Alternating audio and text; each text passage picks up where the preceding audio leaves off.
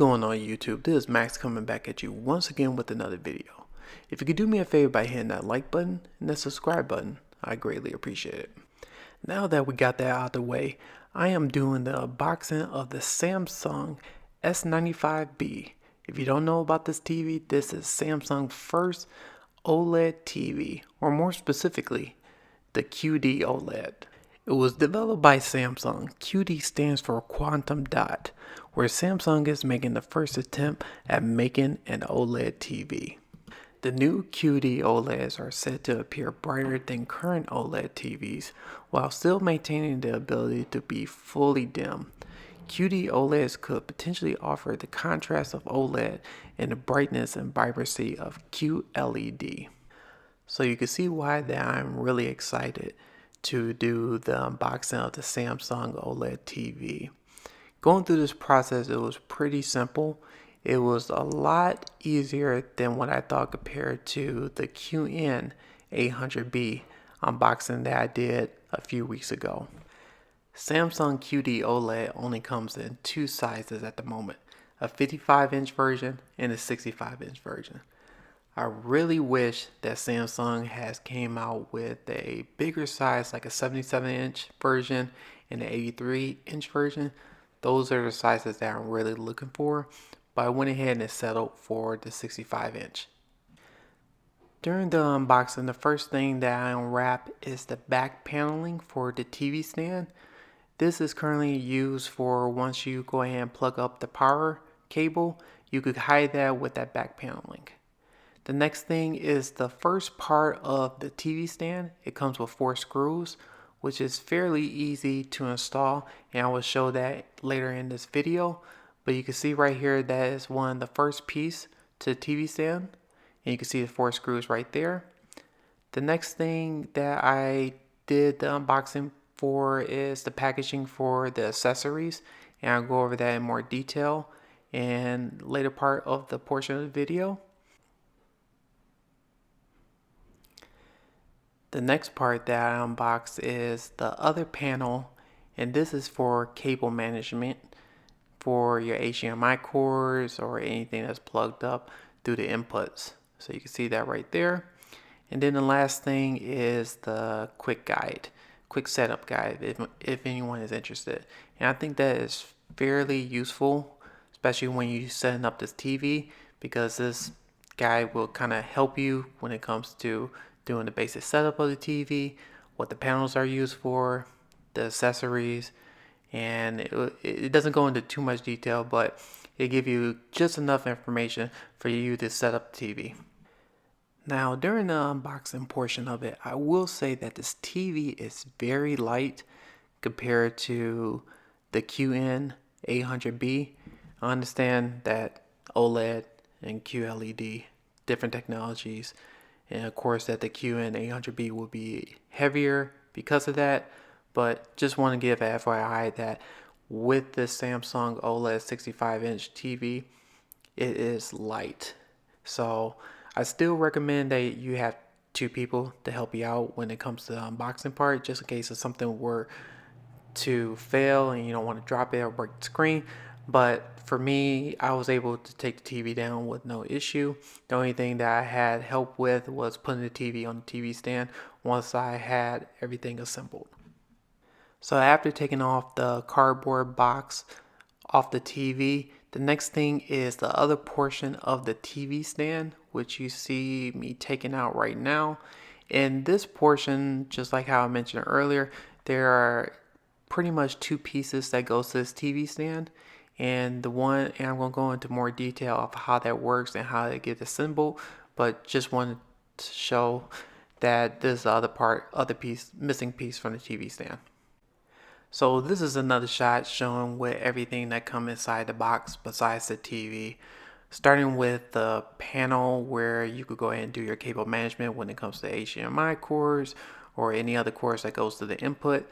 On the back of the TV, that you'll see the accessories, and that comes with one connect remote and audio cable, and if you're interested in instructions, quick guide tutorial, and this part is one part of the TV stand, which I mentioned about the 4 screws, and the other part is the other portion of the TV stand, which I'm about to bring out right here.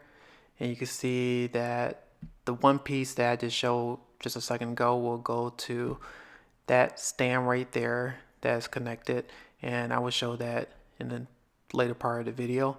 And this is the back covering that goes towards that TV stand for once you plug up your power cord, and you just put that just to hide some of that cabling. Now I'm about to go ahead and switch gears and show you how to install the TV stand. So you can see right here there are 2 pieces. I'm about to go ahead and install it right now, and I'm about to do a little bit of a close-up just to show how it gets assembled. Hopefully the camera will catch it, but you can see how that slides in and slide out. Once you go ahead and slide that in, you go ahead and install it with the 4 screws that are provided by Samsung. So I'm about to go ahead and screw that into the stand, and now I'm about to go ahead and show you the next portion of this TV setup. So this is a close-up after I went ahead and screwed in the 4 screws. So you can see right there, it was pretty easy to do. So the next thing is that I'm about to go ahead and attach this to the TV. So you can see there's 2 latches or locks that opens up. You see it. I'm about to do a little bit of a close-up right now, but right there you open that up.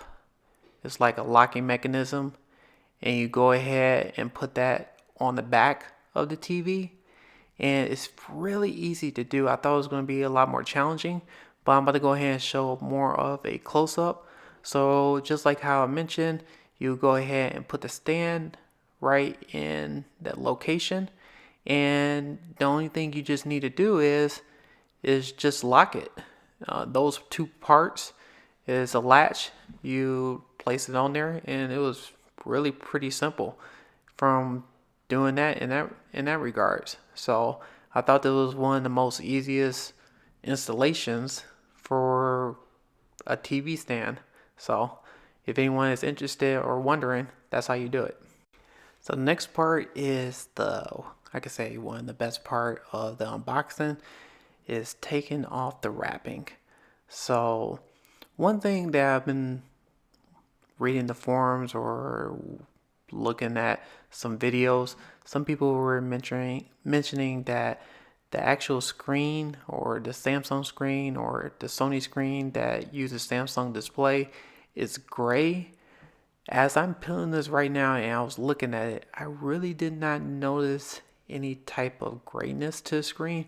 It looked pretty black in my opinion. It looked like my Sony A90J or my Sony A9F that I have located the other part of the house. So I don't know, maybe it could be Sony could be doing something different with the qd-oled display, but for Samsung it looks pretty black in my opinion. I don't know, it just, some people were saying that was gray. I don't see that on my side. It looks pretty black. It is a little bit reflective, but it doesn't really bother me at all. So this is the back of the panel. I try to do the best I can to capture this or record this on my Sony ZV-1, but all HDMI inputs are HDMI 2.1. So if anyone is curious, they are all HDMI 2.1. Here's all the accessories in the back, starting off with a power cable that will plug up to the back of the TV. This one will be the audio adapter, if anyone is curious. I'm not going to use it, but you do have that as an accessory. You have the Samsung Smart Remote, which is the same on the qd-800B. If anyone is curious, it's supposed to be solar power, so it doesn't take any batteries.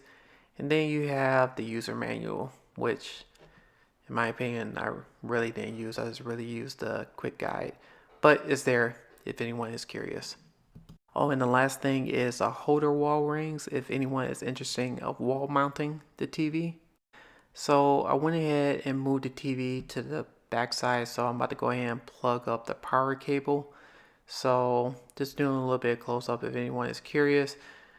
So I'm about to go ahead and plug this up to one side of the Samsung TV. I went ahead and tighten up the cables, and now I'm about to go ahead and put that wall cover, excuse me, the TV stand cover on the back of it. So that's how it looks once you put the cover on it. Next thing is I'm about to go ahead and put the HDMI cables into the input. I'm using that HDMI cable for HDMI 3 if anyone is interested. This one's from Zeskit. If anyone is interested, I'll go ahead and put a link to that, but I use that for pretty much all my cables. So excuse my camera for turning the Samsung TV. It's nothing to do with the TV, it's just my camera wasn't focusing, but it says Samsung OLED, which I thought was interesting. When going through the setup, it was a little bit strange for my part. It just went straight to antenna and then go through the whole welcome. Let's go ahead and go through the setup. So I had to go through the home screen first, which kind of threw me off into a loop because I thought it would do kind of like a welcoming like it did on the qd-800B, but for the OLED version, I didn't get that. So I had to go to the home screen, which you're about to see right here. Here's the settings if anyone is curious. And I had to go through the walkthrough. You see the setup at the top right. So I went ahead and select that. And that's why I had to do the initial setup portion of the TV. So that was strange. It could be just my TV, but everyone might have a different experience with the OLED version of Samsung. But I thought that was kind of strange. But going through the home screen and going through the smart home terms, it's up to you guys if you want to read through all that. I went ahead and skipped that. Went ahead and set everything up. Next part, if anyone who is curious, you could go ahead and set your Samsung remote to do Bixby, Amazon Alexa, and Google Assistant. This part I went ahead and skipped because for me, I really don't use voice assistants, but to each its own. This one, you could go ahead and link your apps. I went ahead and skipped this because I use the Apple TV and I really don't use the TV apps that much for the Samsung. But here's the user or the home screen. It's decent. I think it's okay. Don't have a problem with it. The only issues that I have with the Samsung home screen is getting access to the inputs and getting to the picture settings.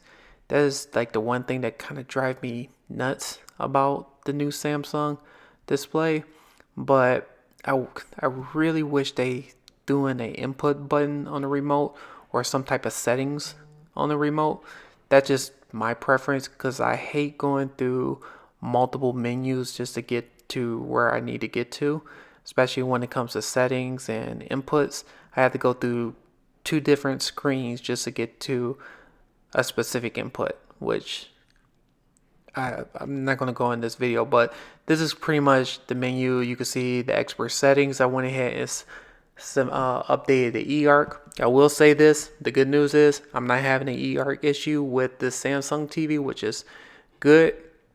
So I went ahead and updated to my receiver to have all my sound going through the receiver and through my speakers. And for the connection wise, you can see in the device name, you can see my Samsung S95B. I went ahead and updated HDMI portion of it. I will say I am having some issues with the PlayStation 5 connecting to the Samsung, so I'm trying to figure that out, but that will be in a different video. I'm still playing with the TV, but yeah, this is kind of like the picture mode, basic picture modes that you see pretty much in all Samsung TVs if anyone is curious. What you see in the background is their Samsung TV channel, so I just put this on here because I just turned on the TV. But yeah, that's pretty much the menu if anyone is curious. I will go in more in depth in the future video about the settings, but I'm about to go ahead and end this video. If you have any questions, if you could do me a favor by hitting the like button and the subscribe button, I greatly appreciate it. Just want to say thank you everyone for subscribing and commenting on the videos. Until next time, I'll see everyone on the next one. Take care.